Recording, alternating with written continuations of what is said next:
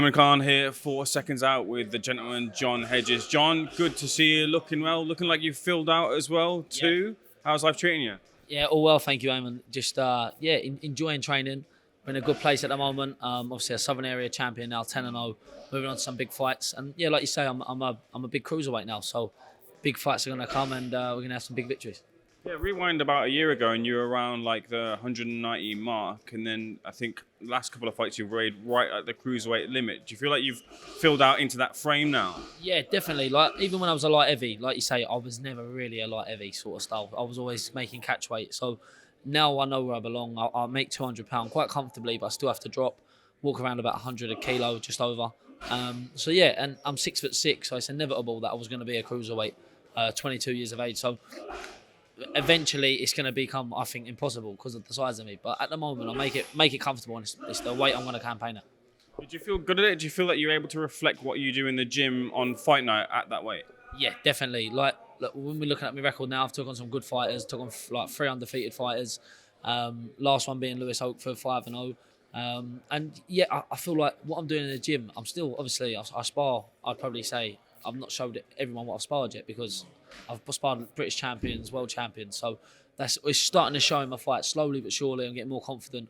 And I'm getting power behind my punches. That's the main thing. And Lewis is, my last fight, I ate him with everything. He's just a very tough man. Do you know what I mean? So hats off to him for that. But yeah, everything's going in the right place.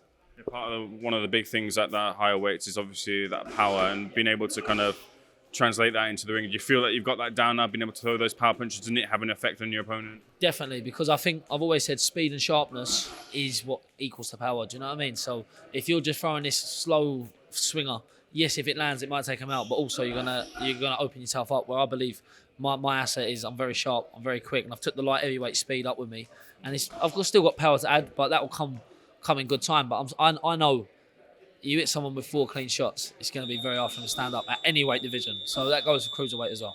When it comes to the fighter making their climb up to win the Southern Area title, does that give you a level of confidence? Look, you're on the way to bigger and better things, but to have that first title under your belt and say, look, I am good at this game, I can do something and I can achieve here, does that add to kind of your confidence when you're looking to move up the ladder? Definitely, man. Like I just needed to get a title. I said to my management team, I'd been out a little while. I'd only had two rounds before that in a year, so because of injury. So when I said to my management team, I was like, get me a title fight. And I literally said it on the press conference. I said, I didn't care what belt, whatever you can get me, whatever I'm eligible for, get me now. I'll fight anybody. Don't care who it is. I've never picked and choose my opponents, but I need a belt because I know I'm worthy of one. And that's exactly what that Southern Area was about. They put a 5-0 in front of me. I didn't question it. Let's get it on, and that's what I'm about. And I want to prove that to the fans that, like, I always say I'm a young fighter, but I am game. So whoever, I don't ever call names out, but whoever's on my journey to fight, I'll fight anyone. Imagine you had that conversation then with your team, with Mark, as to what's next or what type of level of test is next. What do you want? Are you going to defend that Southern Area title, or are you going to look to move up again? Do you know what? We're still speaking with management, but my personal preference is, I knew I was a Southern Area champion from about my fourth to 5th fight. I just needed to win it. So now I've won it, I'm ready to move on. Personally, if I have to defend it, if that's what Eddie wants from me, I will defend it. But for me now, I'd like to get an international fight in, maybe like an international title, like an IBO international or intercontinental, something along them lines, a WBA, whatever it may be, whatever route looks well, I'd like to take. And obviously then that gives me a ranking within that governing body. So yeah, I'd like to move on just to prove, because I know I'm at that level. Do you know what I mean? But if it means I have to have one more to defend it, I will do. Do you kind of look at your other rivals, domestic rivals in the cruiserweight scene, and say, look, I want to be on that sort of path as well, like with them? I want like a big rivalry next as well too, coming like maybe towards the end of this year or next year. Is that something you're looking for? Do you know what? I've never put pressure on myself because of my age, and I've always said, look, within the next 18 months, it's going to be a great 18 months for me. It's going to tell a lot, because I believe by the time I'm on 14 fights, 15 fights, I'm only 4 fights away, 5 fights away. I should be looking at a British title. And it's whoever's got it. I'd never call a name out because, pardon me, it's irrelevant at the moment, because I might get beat, they might get beat. So when I'm there and I've earned my rights, I've still got to earn my stripes, I've got a few more fights yet just to prove to people what I'm about. I'd love to be a British champion by 15-0, do you know what I mean? So that's the plan for me. And whoever's got it at the time, like I say, I don't pick and choose. It's just business and there's no personal with it. I want that belt. let's get it on. I see you and Tommy are obviously doing a bit of wrestling with each other. Do you get the sparring, and are you two kind of competitive with each other in that sparring? Yeah, me and Tom do spar, but when we've been together since the amateur days, he's 6'7", I'm 6'6". We're both southpaws. Very unlikely we're going to fight someone similar to ourselves. So we manipulate it to learn things, but it's going to be very rare that we find someone at our stature. Like if you look through the rankings now, there's not many 6'6" or 6'7" southpaws. So we do what we can, and we have competitive stuff like even that with the grappling and wrestling. We're both putting body weight on each other. It's learning, and that's the main thing. We try and spar out a gym, but someone don't want to spar Tommy, they don't want to spar me. If someone don't want to spar me, because we're very similar. So it is hard, but I think it's all part of the process. It's probably nice that we're in the same gym because we're not affecting each other. We're on the same journey. Please God, when I vacate the southern area, it might be his turn to fight for it as well. So yeah, all the best to Tom sort of stuff. I'll get your thoughts on another S-Jam fighter we saw recently, Joe Joyce, on the losing end of a fight with Derek Chisora. What do you feel is next for Joe? Do you feel he can come back like Chisora has done and have another crack at a big level fight? I think it's down to Joe himself. Do you know what I mean? It's never.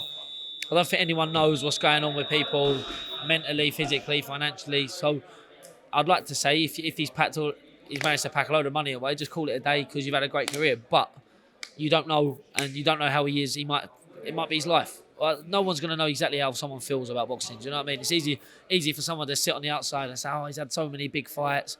Call it a day, put your feet up. But it's not as easy as that. As you know, you see in the sport, there's a lot of costs that come with it, and there's a lot of trauma on the outside. So I'd like to say he can carry on. He's going to have to drop a level to prove to people we can go back up to that level. But he's still in a good place. He's Joe Joyce. He's the juggernaut. He's still exciting. People are still going to want to watch him, whoever he fights. So yeah, I still think there's some big nights for him. The big fight coming up as well too, in the form of Joshua versus Dubois. Who are you backing to get the victory in that one? I think Joshua will. Under the alliance of Ben Davison, I think he's put a lot right. He's corrected himself. He's brought the old Joshua back, the exciting, the hard-hitting Joshua back. But by no means to cut Dubois out because we've seen what he's done with Usyk. We've seen it the level he can compete at with Hrgovic. It's a great fight, man. Like, I genuinely think that's 50-50, in my opinion. I favour Joshua because of the overall world experience, but I don't know. It's a good fight. But everyone who talks about the fight is kind of saying that this will be a fight where, because it's the heavyweight division, whoever lands their cleanest punch first will probably get that stoppage or knockout. But AJ's kind of shown a propensity to action Ben Davison's game plans and seems like a smarter fighter in there. Do you feel that it might be the boxing IQ that will get whoever wins through the fight as opposed to just the biggest punch hit? Yeah, I believe it's patience. Patience is going to tell a lot in this fight because at the end of the day, they're world level, both of them. If someone jumps in, you're going to get caught and that's going to put it to sleep. That's the fight put to bed. So I think it's going to be very tentative for 2 or 3 rounds. I do think it ends in a knockout. Which way, I don't know. But I'd like to say that Joshua is going to have try and fill him out for a few rounds. Not exactly not throw, but busy with the jab, feinting, fencing, that sort of style until the opportunity comes. But look, at the end of the day, as we say in heavyweight boxing, it is one punch can change it. But these are world level. They're skilled fighters. There's a bit more to it. You was part of either of them? Yeah, Dubois, but only very brief at Newlands gym. Meant to be body sparring, and in pure fear, I've accidentally cracked him with a headshot, and I've never, pardon my language, shit myself so much in my life because his eyes lock on you, and you don't know if Daniel, he'll back me on this. You don't know if Daniel's joking or he wants to kill you. He's got them same eyes, the same emotion. So I was going, Dan, I'm sorry. Look, we didn't mean to. We went back to body sparring, and like I say, he's a gentleman, Daniel. So we've actually had, we trained together for a while. So we had I'd say about 4 months together every day. So yeah, he's a very nice boy, and we forget how young he is as well. Because I did I don't know, what is he, 25? 20? Yeah, 25, and look how good he's doing for himself. So massive credit. He's dedicated his whole life to it, and he deserves all the success. When it comes to that body spar, just pick your brain on that. When a lot of people talk about when they spar Dubois, they say just how heavy-handed he is, how heavy he punches. Did you feel that in those body shots? Yeah, in the sense of, don't get me wrong, he weren't there trying to kill me, but even when how do I word it? Even when he's trying to place a shot and he just touches you to cuff you, it's heavy. You know what I mean by that? You can feel the force behind him, and I think it's more when he fights, the what's the word of it? Like the movement of his shots is heavy. He pushes down, he slams down, a bit like a Golovkin. You know when they said like with Golovkin when he hits you, he pushes everything down, he slides down, and that's the same with Dubois. very big man. He's a big puncher. From what the heavyweights say, he's one of the biggest punchers they've ever been in with. So he's a bit of a throwback fighter. So when it came to you in that spar, what were you doing to counter that and make sure that you had your successes in the ring with him? Mate, mainly with Dubois, it was speed. That's the only thing I got on him. I hadn't got size, I hadn't got power, but I got speed, and I believe I got IQ, which is from a lower weight division, which helps me. So more was every time he got me, it was kind of tangle, turn. Even then, he's a hard man to turn. Don't get me wrong, but put yourself in a position where he can't open you up, even if it means you're going low, going high. Like I say, my ring IQ is what I'd like to say I rely on a lot from the amateur background and all. So in there with him, I'm not gonna stand there and let him open me up.